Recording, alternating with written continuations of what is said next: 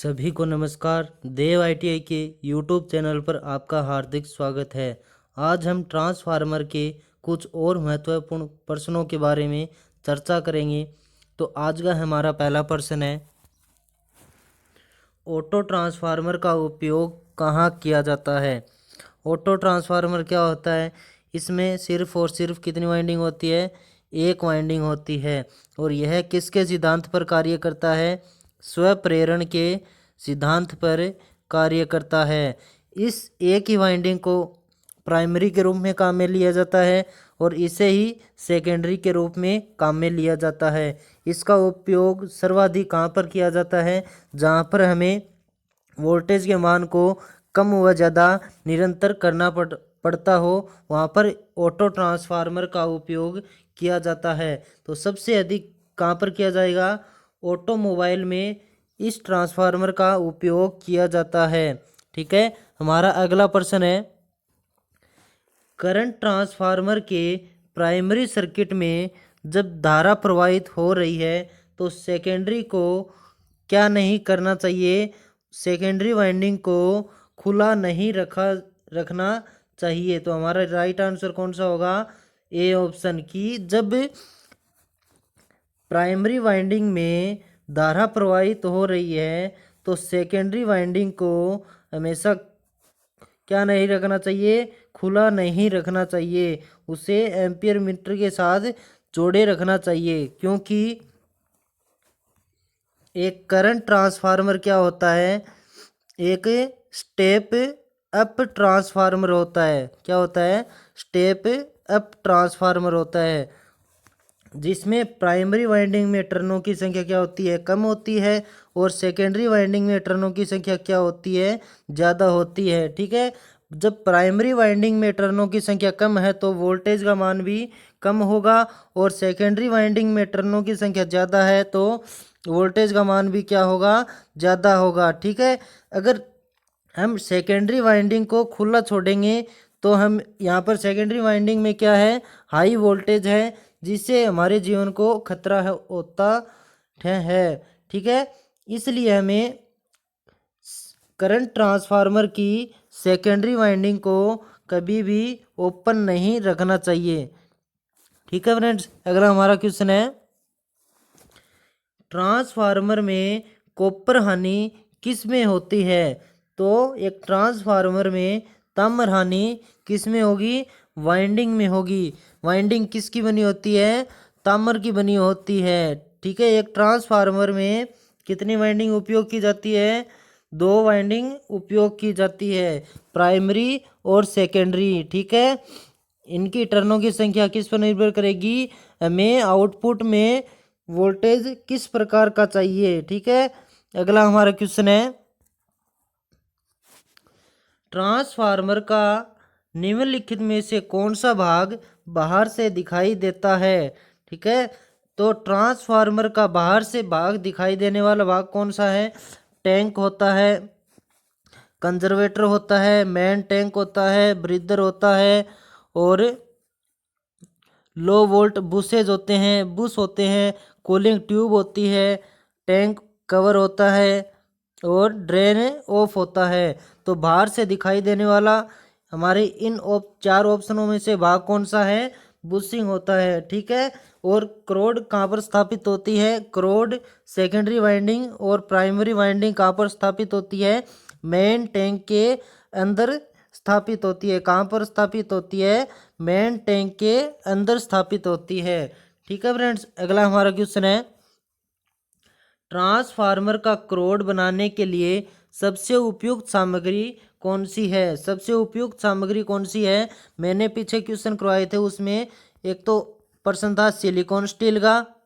क्या था? Silicon steel का। और एक और प्रश्न था जिसमें किसका उपयोग किया गया था? CRGO इस्पात का, CRGO स्टील का।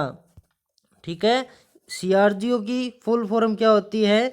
Cold rolled grain oriented steel. ठीक है, तो हमारे यहाँ पर राइट आंसर कौन सा होगा? अतप्त वेलित कण विन्यासत इस्पात, यही CRGO की हिंदी में फुल फॉर्म है। ठीक है, अगला हमारा क्वेश्चन है, धारा ट्रांसफार्मर की जो सीटी होती है उसकी प्राइमरी वाइंडिंग में टर्नों की संख्या कितनी होती है। तो जो सीटी होती है उसमें प्राइमरी वाइंडिंग में कितने टर्न होती हैं, सिर्फ एक या दो, या फिर अधिकतम कितने हो सकते हैं, 5 टर्न हो सकते हैं, क्योंकि यह क्या होती है, लो वोल्टेज वाइंडिंग होती है। और सेकेंडरी वाइंडिंग में टर्नों की संख्या अधिक होती है। ठीक है, कितनी होती है, अधिक होती है, क्योंकि ये एक हाई वोल्टेज वाइंडिंग है। ठीक है फ्रेंड्स, अगला हमारा क्वेश्चन है, सेकेंडरी वाइंडिंग में प्रेरित विद्युत वाहक बल का मान किस पर निर्भर करता है। तो एक ट्रांसफार्मर में सेकेंडरी वाइंडिंग में जो प्रेरित उत्पन्न होने वाला विद्युत वाहक बल है वो टर्नों की संख्या, फ्लक्स और सप्लाई आवृत्ति के समानुपाती होता है। इसलिए सेकेंडरी वाइंडिंग में उत्पन्न विद्युत वाहक बल का मान फ्लक्स, फ्रीक्वेंसी और टर्नों की संख्या के समानुपाती होता है, क्योंकि जो ट्रांसफार्मर का ईएमएफ समीकरण होता है वो होता है 4.445 FN। इसमें 4.44 तो क्या है, एक स्थायी वैल्यू है, और फ्लक्स और फ्रीक्वेंसी और टर्नों की संख्या को हमें परिवर्तन कर सकते हैं। इसलिए सेकेंडरी वाइंडिंग में उत्पन्न ईएमएफ का मान किस पर निर्भर करता है, फ्लक्स, फ्रीक्वेंसी और टर्नों की संख्या पर। हमारा राइट आंसर कौन सा होगा, उपयुक्त सभी। अगला हमारा क्वेश्चन है, किस शर्त पर ट्रांसफार्मर की दक्षता अधिकतम होती है। दक्षता होती क्या है, दक्षता होती क्या है, आउटपुट बटे इनपुट का अनुपात क्या कहलाता है, क्या कहलाती है, दक्षता कहलाती है। और एक ट्रांसफार्मर की दक्षता कितनी होती है, 98%। एक ट्रांसफार्मर की दक्षता अधिकतम कब होगी, जब कॉपर लॉस और आयरन हानि का मान क्या हो, आयरन लॉस का मान कम होगा, या फिर ताम्र क्षति लो हानि के समान होगी, तब एक ट्रांसफार्मर की दक्षता अधिकतम होगी। क्योंकि एक ट्रांसफार्मर में लो हानियों का मान कम होता है और ताम्र क्षतियों का मान क्या होता है, ज़्यादा होता है। इसलिए ट्रांसफार्मर की अधिकतम दक्षता कब होगी, जब लो हानियों का मान ताम्र क्षति के बराबर होगा, तब ट्रांसफार्मर की दक्षता अधिकतम होगी। अगला हमारा क्वेश्चन है, कौन सी क्षति ट्रांसफार्मर में लोड बदलने के साथ बदलती है या फिर नियत रहती है। तो लोड बदलने के साथ कौन सी क्षति बदलती है, ताम्र क्षति तो बदलती है, और लेकिन नियत कौन सी क्षति होती है, लोह क्षति नियत होती है लोड बदलने पर भी। तो इस क्वेश्चन में पूछा क्या है, ट्रांसफार्मर की कौन सी क्षति का मान लोड बदलने पर भी नियत रहता है। तो हमारा राइट आंसर कौन सा होगा, लोह क्षति। ताम्र क्षति क्या होती है, एक ट्रांसफार्मर में I²R, क्योंकि जब सेकेंडरी वाइंडिंग में लोड लगा होगा तो लोड का मान बढ़ेगा तो धारा का मान बढ़ेगा और ताम्र क्षति का मान भी बढ़ेगा। ठीक है, और लोह क्षति हानि किस में होती है, कोर में होती है। इसलिए धारा बढ़ने पर भी लोह क्षति का मान नहीं बढ़ता। इसलिए ट्रांसफार्मर में नियत क्षति कौन सी होती है, लोह क्षति होती है। ठीक है, अगला हमारा क्वेश्चन है, तापमापी क्या होता है। कि एक ट्रांसफार्मर में एक तापमान मापने के लिए एक उपकरण लगा होता है, वह क्या नापता है। यह मुख्य टैंक के साथ लगा होता है और ट्रांसफार्मर का तेल मापता है, या फिर ट्रांसफार्मर के तेल के तापमान को मापता है। ठीक है, हमारा राइट आंसर कौन सा होगा, ए और बी दोनों हो। ये कहाँ पर लगा होता है, ये देखो यहाँ पर डायग्राम में देखें तो ये टेम्परेचर गेज लिखा हुआ है। ये क्या है? एक तापमापी है। ये किसका तापमान मापता है? जो ट्रांसफार्मर के अंदर तेल भरा होता है उसका तापमान मापता है। और ये कहाँ पर स्थापित होता है? मेन टैंक पर स्थापित होता है। कहाँ पर स्थापित होता है? मेन टैंक पर स्थापित होता है। अगला हमारा क्वेश्चन है, निम्न में से कौन ट्रांसफार्मर का विद्युत वाहक बल ज्ञात करने का सूत्र है? ट्रांसफार्मर का ईएमएफ ज्ञात करने का सूत्र क्या होता है? 4.44 फाई एफ एन। ठीक है, फाई क्या यहाँ पर फ्लक्स, एफ क्या है यहाँ पर फ्रीक्वेंसी, और एन क्या है? टर्नों की संख्या। तो हमारा राइट आंसर क्या होगा? A option. ठीक है, अगला हमारा क्वेश्चन है, ट्रांसफॉर्मर का ट्रांसफॉर्मेशन अनुपात क्या होता है? ट्रांसफॉर्मेशन को हिंदी में रूपांतरण भी कहते हैं। क्या कहते हैं? रूपांतरण। ठीक है, ट्रांसफॉर्मेशन रेशियो क्या होता है? जो सेकेंडरी में टर्नों की संख्या और प्राइमरी वाइंडिंग में टर्नों की संख्या का अनुपात क्या कहलाता है? ट्रांसफॉर्मेशन रेशियो कहलाता है। ठीक है, हमारा यहाँ पर राइट आंसर कौन सा होगा? C option. ठीक है, सेकेंडरी में उत्पन्न विद्युत वाहक बल बटे प्राइमरी में उत्पन्न प्राइमरी में वोल्टेज का मान, प्राइमरी में धारा और बटे सेकेंडरी में धारा का मान, सेकेंडरी में टर्नों की संख्या बटे प्राइमरी में टर्नों की संख्या। और अगर यहाँ पर इम्पीडेंस अनुपात और पूछता तो वो क्या होता? ZS बटे ZP।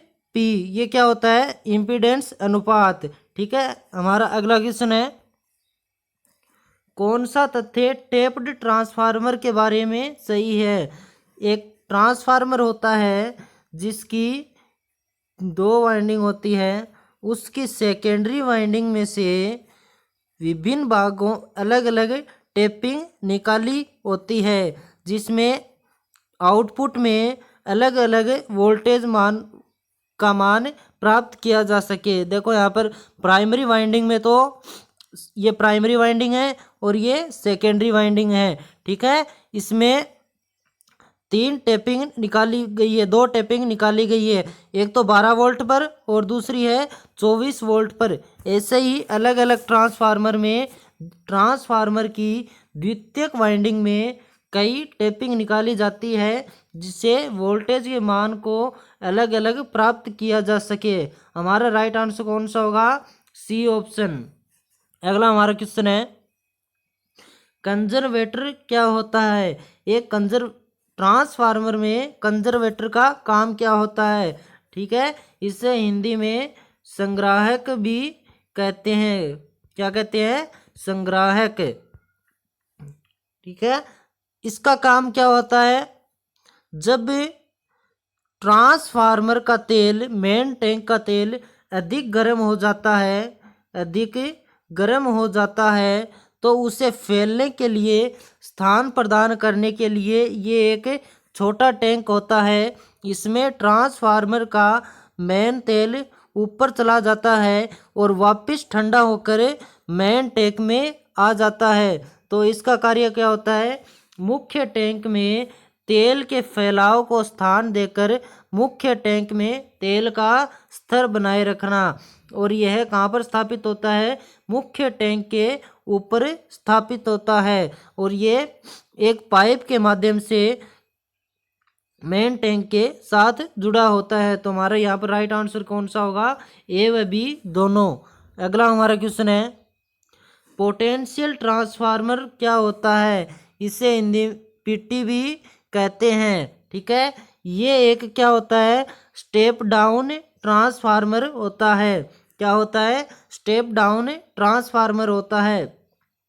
जैसे उच्च वोल्टेज को निम्न वोल्टेज में क्या करता है? निम्न वोल्टेज में बदलकर मापता है। क्या ये एक मापक ट्रांसफार्मर है या ये फिर इसे कहें इंस्ट्रूमेंट ट्रांसफार्मर है? इसका उपयोग कहाँ पर किया जाता है? जो उच्च वोल्टेज की सप्लाई होती है उसे वोल्ट मीटर नहीं माप सकते तो पोटेंशियल ट्रांसफार्मर उस सप्लाई वोल्ट को कम मान में बदलकर सेकेंडरी में मापता है। जैसे यहाँ पर प्राइमरी में टर्नों की संख्या ज़्यादा है और यहाँ पर सेकेंडरी वाइंडिंग में टर्नों की संख्या कम है, तो ये कौन सा है? Step down transformer. ठीक है, अगला हमारा क्वेश्चन है, धारा ट्रांसफार्मर का उपयोग कहाँ पर किया जाता है? तो धारा ट्रांसफार्मर का उपयोग कहाँ पर किया जाता है? सिटी का उपयोग कहाँ पर किया जाता है? धारा नापने के लिए एमीटर के साथ किया जाता है। ठीक है, इसमें भी दो वाइंडिंग होती है, एक प्राइमरी और एक सेकेंडरी। ये क्या होता है? एक स्टेप अप ट्रांसफार्मर होता है। कौन सा ट्रांसफार्मर होता है? Step up. ठीक है, इसकी सेकेंडरी वाइंडिंग को हमेशा वोल्ट मीटर के साथ जोड़े रखना चाहिए। इसकी सेकेंडरी वाइंडिंग को खुला नहीं रखना चाहिए क्योंकि उच्च वोल्टेज होती है, इसलिए खतरा बना रहता है। अगला हमारा क्वेश्चन है, निम्नलिखित में से ट्रांसफार्मर में प्रयुक्त सुरक्षा युक्ति है। जो ट्रांसफार्मर होता है उसमें सुरक्षा युक्तियाँ कौन कौन सी होती है? तो उसमें दो प्रकार की सुरक्षा युक्ति होती है, एक तो एक्सप्लोजन वेंट और एक होती है बुकोल्ज रिले। एक्सप्लोजन वेंट तो मेन टैंक के ऊपर लगा हुआ होता है और बुकोल्ज रिले कंजर्वेटर और मेन टैंक के बीच में जुड़ी होती है। ये क्या है? बुकोल्ज रिले। ठीक है, इस बुकोल्ज रिले का काम क्या होता है? जब ट्रांसफार्मर के अंदर आंतरिक दोष उत्पन्न होता है, क्या होता है? आंतरिक दोष उत्पन्न होता है, तब ये सप्लाई को कट कर देती है। और एक्सप्लोजन वेंट का कार्य क्या होता है? जब मेन टैंक का तेल अत्यधिक क्या हो जाए? गर्म हो जाए और उसे फैलने के लिए स्थान प्रदान नहीं हो, तो एक्सप्लोजन वेंट के द्वारा ट्रांसफार्मर का सारा तेल बाहर निकल जाता है। अगला हमारा क्वेश्चन है, ट्रांसफार्मर की दक्षता उच्च होती है, किस कारण ट्रांसफार्मर की दक्षता उच्च होती है? तो ट्रांसफार्मर में एक तो घर्षण हानि और विंडेज क्षतियों का मान कम होता है, या फिर यूँ कहें दोनों ही हानियाँ 0% होती है इनमें, क्योंकि ट्रांसफार्मर एक स्थैतिक युक्ति है। क्या है? एक स्थैतिक युक्ति। इनमें कोई भी घूर्णनीय भाग नहीं है। अगर घूर्णनीय भाग नहीं है तो घर्षण हानि का मान क्या होगा? 0%। तो हमारा राइट आंसर क्या होगा इसमें? B option. इसमें घर्षण हानि और विंडेज क्षतियों का मान नहीं होता। इसमें कौन सा मान होता है? सिर्फ ताम्र क्षति और लोह क्षतियों का मान होता है। अगला हमारा क्वेश्चन है, ट्रांसफार्मर के बारे में बुकोल्ज रिले के बारे में सत्य है। ट्रांसफार्मर में बुकोल्ज रिले एक सुरक्षा युक्ति होती है, तो उसके बारे में इन चार ऑप्शन में से सत्य क्या है? तो ट्रांसफार्मर दोष की सूचना अलार्म बेल बजाकर देती है। इसमें दो फ्लोट होते हैं, इनसे जुड़े दो मरकरी स्विच होते हैं। ठीक है, ये अलार्म घड़ी है। जब ट्रांसफार्मर में आंतरिक दोष होता है तो यह ऑपरेटर को अलार्म बजाकर सूचना देती है और सप्लाई को कट कर देती है। और ये दो फ्लोट हैं, इनमें क्या भरा हुआ होता है? मरकरी भरा होता है, पारा भरा होता है। इन्हें मरकरी स्विच के भी कहते हैं। ठीक है, अगला हमारा क्वेश्चन है, किसी ट्रांसफार्मर के प्रति वोल्ट फेरों की संख्या कितनी है? 6 है। और प्राथमिक वोल्टेज का मान 110 है और सेकेंडरी वोल्टेज का मान 25 वोल्ट है। तो प्राथमिक तथा द्वितीयक वाइंडिंग में टर्नों की संख्या कितनी होगी? यहाँ पर पूछा गया है प्राथमिक और द्वितीयक वाइंडिंग में टर्नों की संख्या को पूछा गया है। तो यहाँ पर कितना है मान? 1 वोल्ट के बराबर कितने टर्न हैं? 1 वोल्ट के बराबर 6 टर्न है हमारे पास। प्राइमरी में वोल्टेज का मान कितना है? 110 और सेकेंडरी में वोल्टेज का मान कितना है? 25 वोल्ट। तो 1 वोल्ट के बराबर कितने टर्न है? 6 टर्न है। तो हम यहाँ पर 110 इंटू 6 करें और 25 इंटू 6 करें तो प्राइमरी में टर्नों की संख्या और सेकेंडरी में टर्नों की संख्या का मान आ जाएगा। तो प्राइमरी में टर्नों की संख्या होगी 660 और सेकेंडरी में टर्नों की संख्या होगी 150 टर्न। ठीक है, तो हमारा राइट आंसर कौन सा होगा? 660 और 150 टर्न। ठीक है, तो यहाँ पर दोबारा देखें तो 1 वोल्ट कितने टर्नों के बराबर है? 1 वोल्ट है वो 6 टर्नों के बराबर है। और यहाँ पर प्राइमरी में वोल्टेज का मान कितना है? 110। अगर यहाँ पर 1 टर्न 6 वोल्ट के बराबर है, 1 वोल्ट कितने के टर्नों के बराबर है? 6 टर्नों के बराबर है। तो हम यहाँ पर 110 को 6 के साथ गुणा करवा दें तो प्राइमरी में टर्नों की संख्या आ जाएगी और कितनी आएगी? 660। ठीक है, और सेकेंडरी वाइंडिंग में 25 इंटू 6 को गुणा करवाएं तो टर्नों की संख्या कितनी आएगी? 150। तो हमारा राइट आंसर कौन सा होगा? 660 और 150 टर्न। ठीक है फ्रेंड्स, अगर आज के लिए इतना ही, धन्यवाद।